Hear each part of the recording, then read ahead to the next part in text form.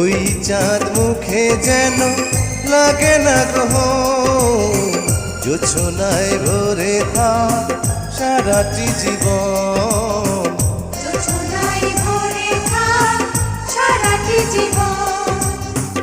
ওই চাঁদ মুখে যেন লাগে না গ্রহ, জোছনায় ভরে থাক সারাটি জীবন।